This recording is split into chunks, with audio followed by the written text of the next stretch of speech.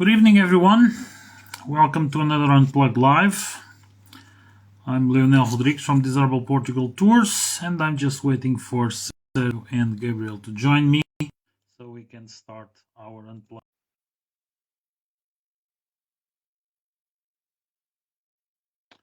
And we have Sergio. Good evening, everyone. How are you? Everything's fine. Not too busy with tours, but rather a little bit busy with some personal celebrations. Okay, well, August, that's great. yeah, Well, August is always a very interesting month for me, particularly the first couple of days, because I okay. have a nephew's birthday, then a grandfather's birthday, then my Oh, birthday, then okay. my wedding anniversary. So the first couple of weeks of August, they have been a little bit busy with celebrations. And we have Gabriel on the dark And we side have tonight. Gabriel. So, You see me, no? well, Yeah, everything's fine. how are you? Well, today it's been a bit tough. Oh, today it's you on the road. Well, been there, done that.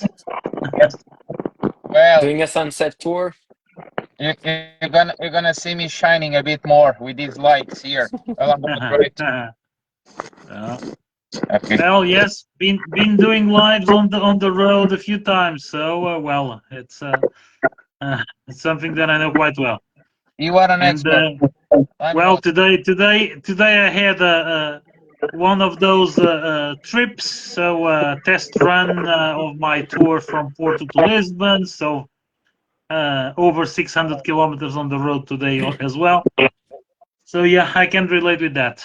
Well, welcome everybody, and welcome to those that are joining us and they are watching us. Hello, Vitor. Hello, Lori.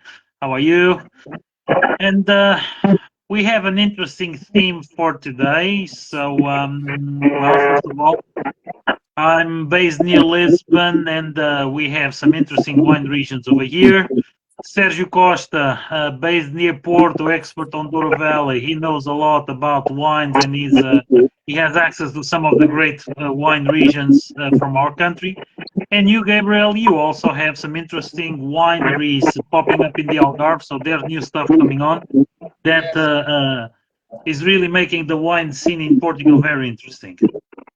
And what I wanted to discuss today with you, um, well, it's all about the wines. In fact, we are reaching the harvest season. In fact, probably some regions are already starting to harvest due to the heat we've been having. And we end up producing a lot of different wines. We end up producing a lot of different stuff. And in fact, what we have is so many different kinds of wines that each person likes something totally different. So we would like to discuss a little bit this topic, dive deep on this subject, because not every palate is equal. Not every person likes the same things, and we might have here some interesting stuff to share for some people that think they don't like this or that kind of wine, but they might find something very specific in other location that can be very interesting. So, Sergio, you want to start with this? Yeah, sure, absolutely. So, good evening, everyone. And yeah, regarding the wine scene, this is actually something that you guys know that I specialize a little bit in. And so, well, I think we just lost Gabriel over here for a while, but I think he will be joining us in a few moments. But yeah, I'm gonna start with just by introducing Portugal overall as a wine country in general. We've always mentioned that Portugal is a wine country, and a lot of people who visit us they have a different concept of what wine country is. And I hear this a lot, particularly during tours to the Douro Valley. That basically we want to go. People asking that they want to go to the wine country. And my first answer to that is what wine country? Because Portugal is a country of wine. Because no matter where you go in Portugal, is actually going to be a fantastic place to do some wine tasting, and it all depends a little bit on what your preferences are. Um, Going back a little bit to the position of Portugal as a wine country per se, not just a wine country in the sense that people are asking for a specific region about wine, or we're producing wine basically. But Portugal is actually very well located because there are only two, let's call it, bands in the globe, just north of the tropic on the northern hemisphere and south of the tropic on the southern hemisphere, that are great for producing wine, because the vines, they actually have this characteristic where they require some cold temperatures in order during their the winter stage, and then during the summer they actually require hot temperatures, very warm temperatures, in order for the grapes to mature properly. And Portugal, if you ever look at the position within this band in the northern hemisphere, Portugal is pretty much dead in the center of this band. And being a small country, where I always tell this, that we're not very tall, we're just 400 miles, 600 kilometers tall in total. We have an immense diversity of wine regions in the country. And it's no surprise that you can find a little bit of everything over here. And this all correlates with something that is known as the terroir of the region. Because when we mention about terroir, French word, by the way, well, we start by talking always about the origin of the terroir. We always start talking about the characteristics of the ground. And there is a whole lot of diversity over here to be mentioned. For example, in the very north, you have predominantly granitic grounds. If you go to the Douro Valley, which is probably the most famous wine region in Portugal, you have mostly shale ground over there.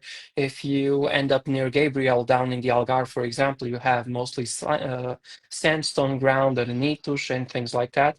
And all of this is going to have an impact on how the vines are going to develop, which kind of nutrients are present on the ground, what is the pH on the ground as well.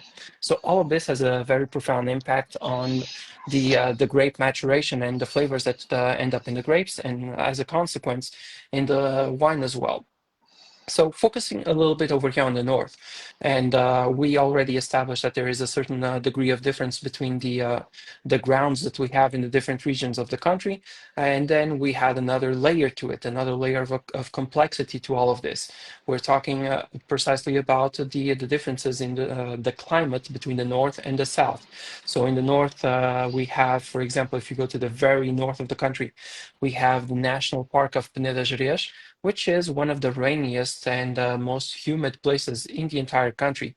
And I would dare even say that in terms of rainfall, is actually one of the rainiest places in the world. It actually rains more in the National Park of Peneda Gerês than it does in some of the rainforests in the world. Again, we have a unique microclimate over there, kind of like what we have at the Douro Valley as well, somewhat similar to what we have at the Down Wine region. So each one of these places has a unique microclimate, which makes it special. For the most part, if we want to talk about the climate of Portugal, we can say that Portugal is pretty much in a Mediterranean climate.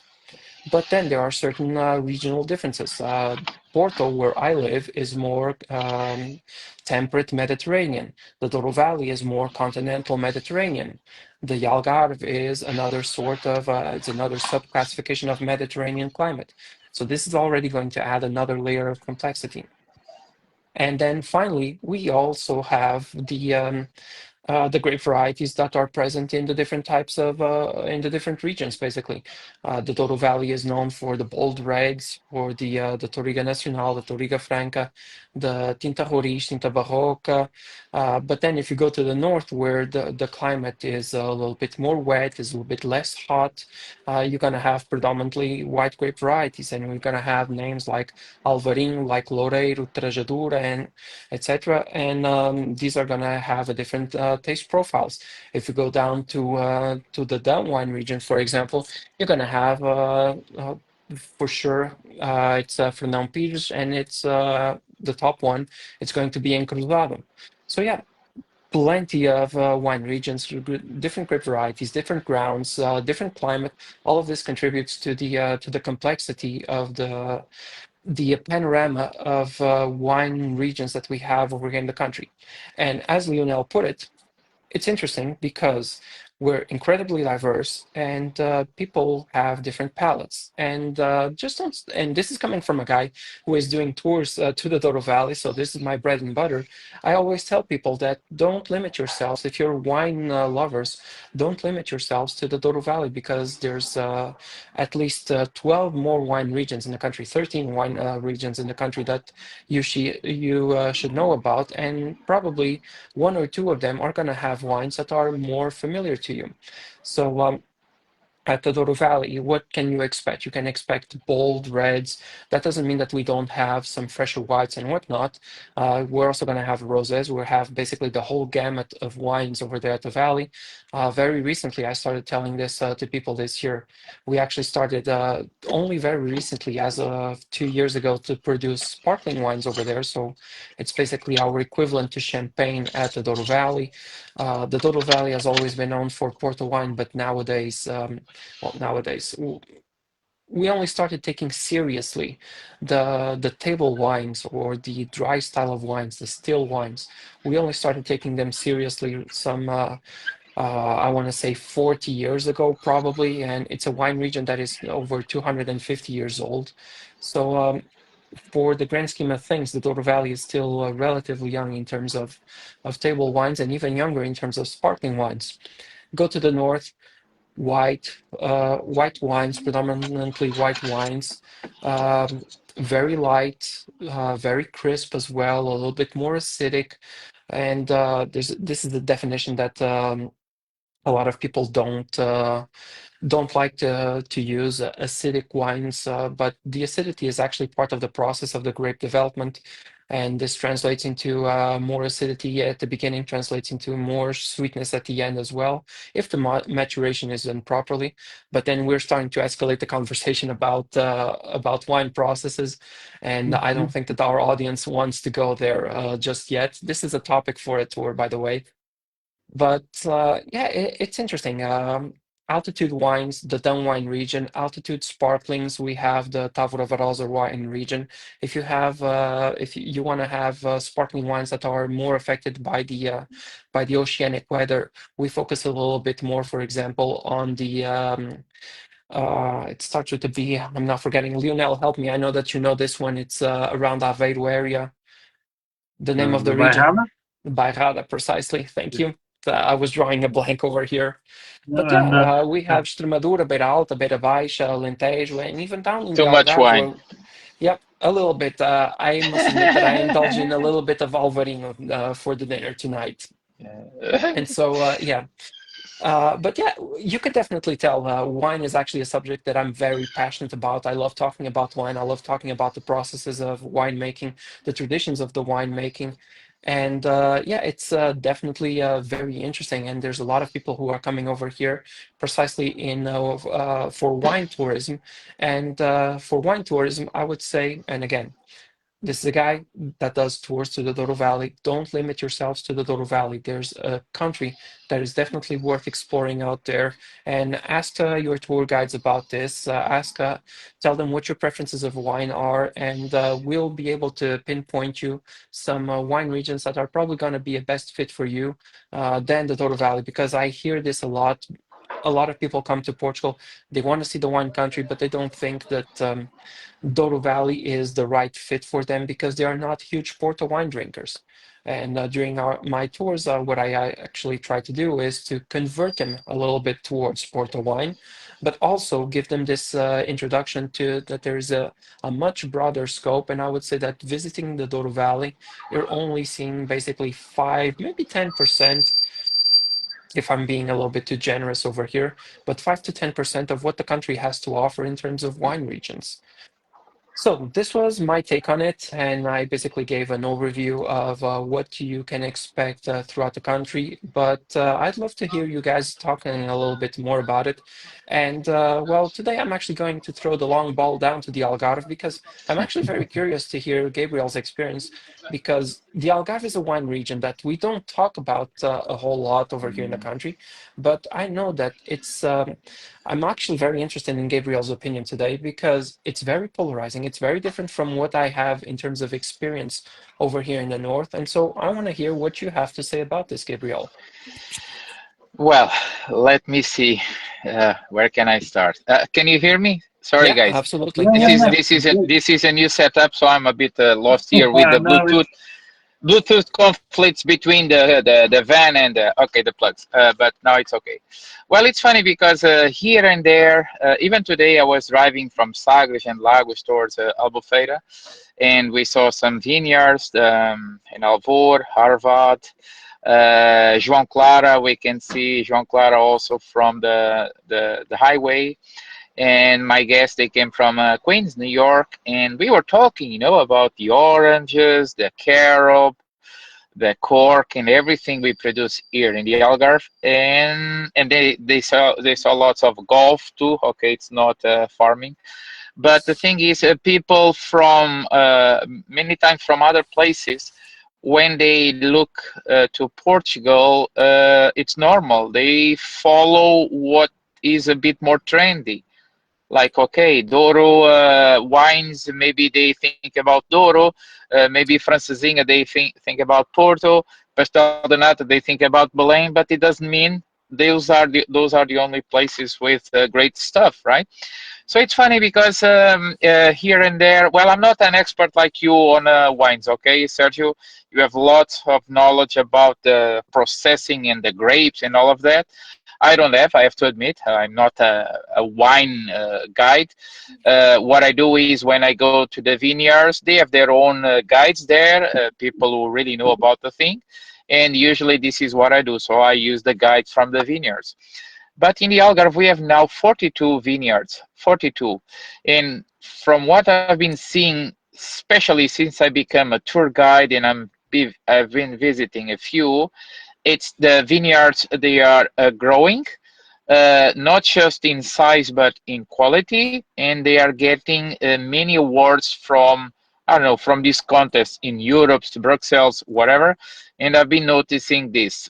Also in wine magazines, websites. The Algarve it's no longer that place where people they think there's no wine. It's just beaches or so. Now we have a beautiful vineyards here, and the vineyards they are better and better in terms of facilities. For instance, here where I live in Albufeira, just 1.5 kilometers away, let's say 1 mile, we have here Quinta do Canhoto. 2 days ago, I was driving five folks from New York. They came from Lagos to Albufeira, and they asked me about a vineyard. And I told them, if you want to go to a very nice vineyard, very nice quality wines, with very good hosts there, very good guides, and with a beautiful view over the vineyard and the ocean, well, just go right here, Albufeira, right on the outskirts of Albufeira, Quinta do Canhoto. Maybe the most popular here, I mean, not the most popular, but at least the most commercialized is Quinta do Francês. They produce very good wines, and the vineyard is really beautiful. So the view from the top with these beautiful hills, it's not Douro Valley, but it reminds a bit the same style of these hills, the slopes full of these grapes, Syrah and all of that. So it's been really amazing. What I've been noticing is also some vineyards, they change the names. So they are more like they're betting on marketing, like Alvor wines now is Arvad. Some other wines now, I think Casa Santos Lima now is Allagar. So we are creating also brands around the wines. There are many contests with wines. Well, I'm going to give you some of my favorites here. Uh, Very close to Albufeira, in Silvas, we have some very good ones. So Cabrita Wines, for instance, Pasha Wines, very popular. They have some beautiful facilities. It's right in the middle of not just it's a vineyard, but it's surrounded by carob forest, oranges. It's a beautiful place between Lagoa and Silvas. I said already João Clara. João Clara, for instance, when I go to Matua Vista, which is one of the best restaurants in the region, if not in the country, here in Paderne, close to Albufeira. When I go there, I always suggest people to take João Clara they have there, and everyone says. Sometimes people they buy bottles because the wine is really really great and it's not that expensive. Uh, what's more? So basically, the Algarve it's growing a lot in terms of wine. Sometimes people they ask me, but Gabriel, why is not so popular the wine in the Algarve? Well, I have a theory, which is not just a theory. I've been reading a lot. Let's say we had already some wines, Lagoa region, it was popular, but we were more producing like these very cheap table wines. But sometimes when we go through crisis or yeah, hard times, people they tend to be more creative.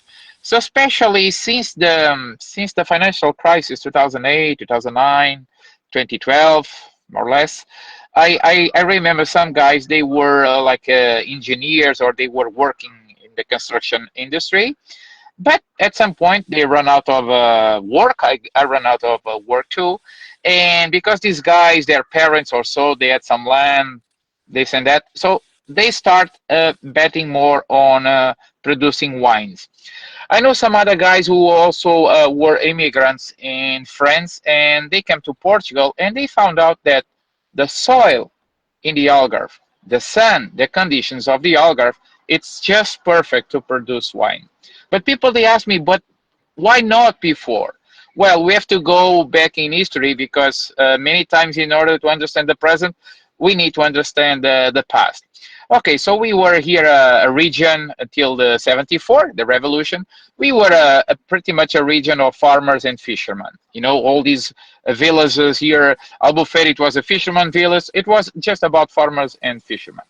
And then we had this boom, this big advent of tourism since the 60s, the 70s, and it's been unstoppable. It's been unstoppable, and now again, the towns they are full of cranes. There's lots of there's more tourism. There's more people living here.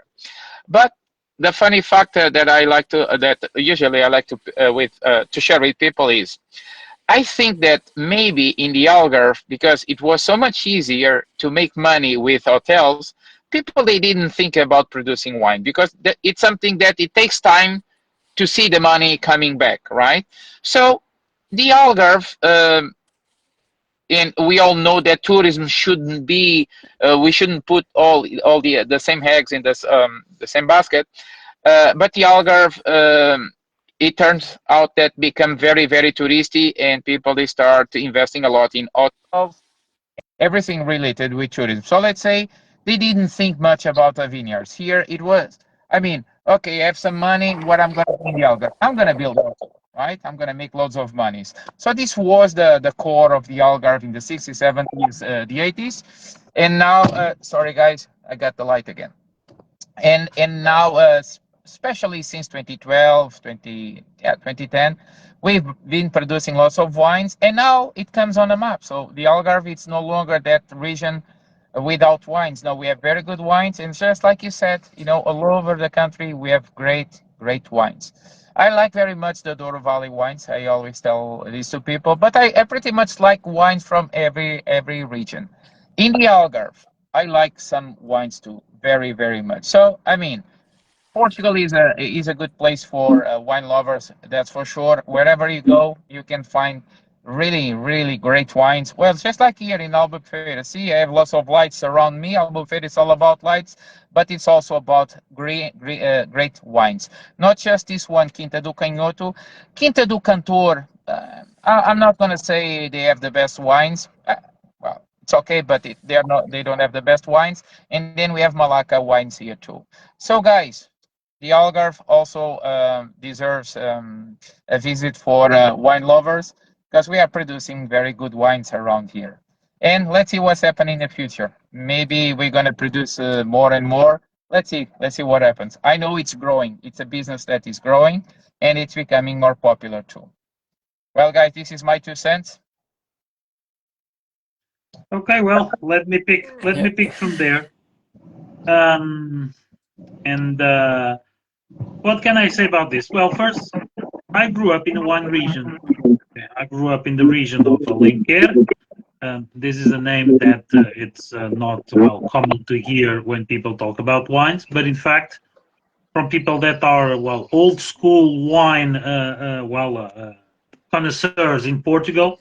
Alenquer, Cartacho, those regions were always known for for some good wines. Although they were mostly for mass production, they were mostly for those bulk production wines, but pretty much everybody knew about it. And I remember, as I grew up in a small farm, I remember doing everything related with grapes and wine and such. And that's why I really like to show the wine regions to my guests. And I've been actively talking about the Lisbon's wine. Lisbon wine, it's something that people don't know that exists, or most people don't know that exists. But the Lisbon wine region, it's quite big, and like 15 minutes out of Lisbon, you have wineries where you can go for tasting. But then you have sub-regions, and this is where the things get quite interesting. The smallest wine sub-regions are in fact in the Lisbon's wine. So the Colares wine that is officially belonging to Sintra, the Carcavelos wine region that it's the smallest certified wine region in Portugal, but they are all about specific stuff. But there is a small region in here that produces a kind of wine that most people really disregard, not knowing that it's something very pleasant to have.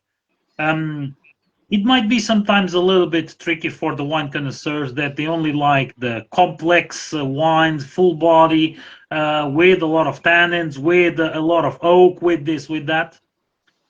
But there's another kind of wine, lovers or people that appreciate wine, that is something that it's quite light, easy to drink, and it doesn't mean that it's less prestigious or lower quality. But in fact, roughly 1 hour north of Lisbon, we have a region known for what is called vinho leve, and vinho leve literally translates in light wine. And what are these wines? These wines are wines that don't go beyond the 10 degrees of 10% of alcohol. But they are that way because of the soil over there. And doing tours in some of the wineries over there, I ended up learning that it has all to do with the fossils that we have over there, the sediments. It's a big valley that it's now full of sediments for millions of years of sedimentation, because that was all underwater a long, long time ago. And it creates a kind of wine that it's very pleasant and very refreshing. That sometimes it's the good pick for those people that say, oh, I don't like this or that kind of wine, it gives me headaches, I don't like the tannins, I don't like this, I don't like that. So in fact the challenge is around Bombarral and Cadaval, that are two towns roughly 1 hour north of Lisbon. In fact, around the Monte Junto mountain area, there is another mountain that no one hears about, but it has a lot of stuff to discover. We have great vineyards over there, and it's great to see that there's new winemakers, there's new businesses, but there's also some old families that are investing, in fact, in creating their own brands, creating their own facilities, establishing their name in the market, and the things are growing. So this is another thing that deserves a visit and really deserves to have people coming over to see, to know, to learn, and of course to taste. And I've been doing that very, very actively. I was trying to have people to do a harvest experience this year, but didn't happen. And it annoys me a little bit when I see that people just go for harvest experiences in other area of the country that are pretty much like commercial things set up to entertain and not really the real deal. Yeah. But in here you can still come and really be part of a harvest experience with the workers on the field and all that. And it's really, really rewarding to feel that we are helping these small businesses to have their share of the market, to get their name into the market. So a lot of people think that the only, I would say, light wine that exists in Portugal is Vinho Verde. In fact, it's not considered Vinho Leve, but it's lower in alcohol. But just to let people know that if you really don't enjoy strong stuff, we have great things to try. Just as I mentioned, around 1 hour north of Lisbon. And then they have all their own processes. They have their own grape varieties.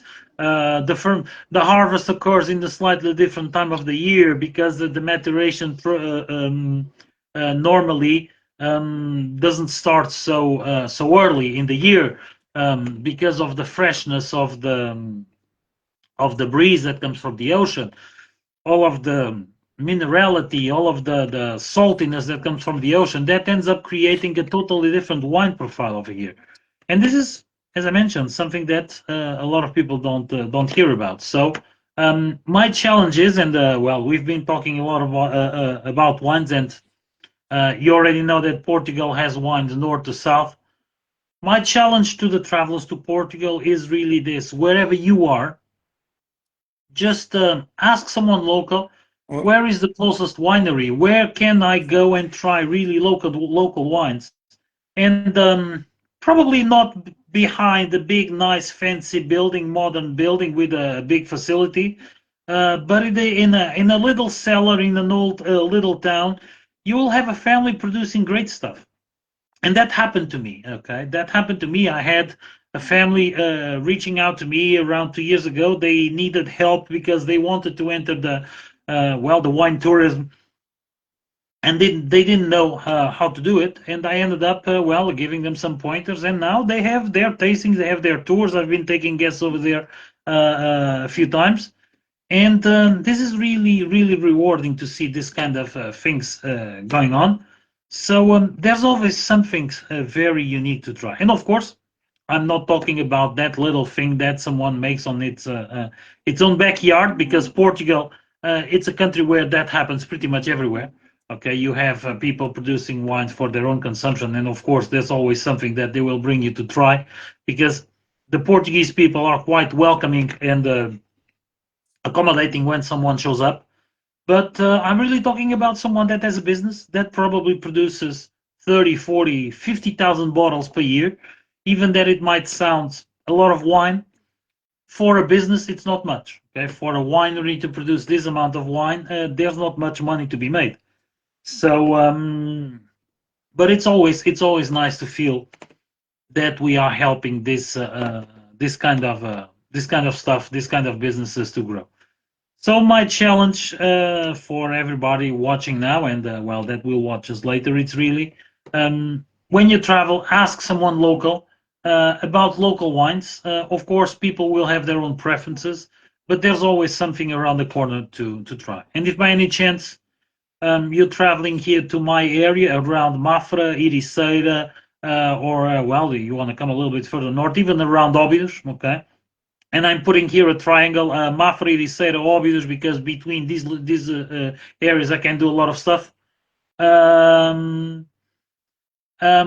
I pretty much invite you to try the local wineries. I took some people recently to another one that even have one grape variety that no one else has. Okay, they found out they had a grape variety that people thought it was extinct. So this is the kind of stuff that we have around here, and this is the challenge for you. So just look a little bit beyond the flashy names and the famous regions, because there's a lot more to try. Well, it seems like we lost lost Gabriel. He was Gabriel. having a Yeah. few connection issues over there. Yeah, no Sergio, worries. do you have something to add over here? Yeah, I was actually For just what I just mentioned? looking over here at the map, and you were mentioning local wineries, local winemakers, and it sparked a little bit my curiosity. And I kind of remember that on my daily commute, whenever I go from where I live, so I live in Maia, which is just north of Porto. And on my commute, sometimes I take a small detour whenever there's heavy traffic on the main road. I take a small detour that actually takes me through a couple of parcels of land, I would say 2, 3 acres of land or so, where we have vineyards. And Mhm. this is less than 5 minutes away from where I live. And I was looking over here at the map, and it's not one or two. We actually have over here half a dozen or so parcels. I don't know if they all belong to the same. I once tried to research to whom this would belong, but I couldn't find a definitive answer to it. But in Porto, less than 20 minutes away from the city center of Porto, and this is accounting with for traffic and whatnot, you have vines. And this is Mhm. definitely not a backyard operation. This is something that is being done a little bit more professionally and with definitive intent. I'm seeing something over here that it might be it, but it's marked as a garden. But yeah, I don't. It's actually something that I'm very curious about. This is definitely going to be Vinho Verde in the region where I'm located. This is definitely not going to be Douro Valley or anything like that, so it's not going to be Porto wine. But yeah, basically over here in where I live, North Porto, Maia, etc. This can be considered as the south, the very south of the Vinho Verde wine region. So it's definitely an interesting thing to process. And you were mentioning local vineyards. I know that there is one in somewhat central Lisbon that you mentioned once before. Mhm. Uh, a very There, famous monastery there, in there Lisbon. is a there is an urban winery in Lisbon. It's called the Degat Blay Urban Winery, Yep, and it's curious that they are using some grapes that are from our kind of a farming university, Instituto Superior de Agronomia. They have yep, vineyards around the Ajuda district in Lisbon. So, in fact, there are vineyards technically inside the in city of Lisbon. Lisbon. And they harvest them. I know that there's a couple of producers doing that kind of stuff. So yes, they are producing wine inside the city of Lisbon at the area of Belém. So well, this is just a curiosity, but in fact that exists. And now you were mentioning something about the area where you live. Well, you brought me some memories. My first contact with the region of Porto was I don't want to lie, but probably around 1990. I was 15 years old. I was helping my father with well some works in Porto, Portugal nearby. And I remember around Valbon. Valbon, I think it belongs to Gondomar. Yep, There was well the owner of the property where we were going. He had vines, those Vinho Verde vines, so hanging high, okay, yeah, and he was producing. the pergola plantation. Yeah, so he was producing his own green wine over there. So very, very bubbly, very sparkling. Okay, because well, using the old techniques of Vinho Verde, it ends up getting quite that way. I remember he was doing that. So this is something that it's been done for a long, long time, and sometimes just on the other side of a wall that has thousands of cars passing by every day you have something going on just on the other side of the wall. Okay. And Yep, so that was one of those cases. And as you were mentioning, you saw some plots of land near where you live on some of your commutes. yep, Well, it's very, very common to happen. So people sometimes don't imagine what is just being grown, well, on the other side of the wall and what is going on over there. So, in fact, going back to what I was saying, the challenge is ask the local where you can find just some good stuff, and probably it's just around the corner. yeah, yeah. For example, we were talking about vines, but another thing that I was recalling is, and every day I pass by those. Less than 5 minutes away from where I live, right, close to relatively close to these vines that I'm mentioning. We also have cork trees over here in Well, Maya. I have them 10 minutes away from where I live, and curiously, once in a while, when some of my guests that I'm taking from one place to other, they mention they would like to see a cork tree, or they didn't have the chance to go to Alentejo because people have the idea that to see cork trees you need to go to Alentejo. No, not true. They we have cork trees in many other Pretty areas. much everywhere. Yeah, so I take them because we have cork trees over here that were harvested. They have the bark removed. They have the numbers painted. They have all that. 10 minutes Yep, away in from where I live. in So, Douro, this happened. The cork harvest actually happened very recently as well. So mhm. it was in maybe late July, very early August that we had our cork harvest over there at the valley. Over here, well, I haven't seen it just yet. Maybe it's still not the year for harvesting the cork from the trees that I have around here. But yeah, there's cork trees. In fact, um, where I grew up, in my parents' house, there was actually a big development over there for a student campus, basically, where they built huge buildings over there. And it was a plot of land that, as far as I can recall, it has always been abandoned. So it was never used for anything. And I grew up next to that empty plot, which is it was very large, very substantial. And one of the big controversies that we had with the construction of precisely that big campus was the maintenance and safekeeping of the cork trees that were over there. Because, as you know, cork trees are protected over here in Portugal. Mhm. And so I had this, let's call it almost luxury of being able to go down from the apartment where I live, walk less than 2 minutes, and be standing next to a cork tree. And by the way, those cork trees, they still exist and they are huge. They are far larger than cork trees that I have seen, even, for example, at the Douro Valley, which is full of cork trees. These are definitely very big cork trees. And it's a place where, if you are into nature and whatnot, well, we're diverting a little bit from the wine topic over here today, but Mm. yeah, cork trees, it's Well, something that you can a find good even within. wine needs a good cork. Okay. Exactly. Well, good point.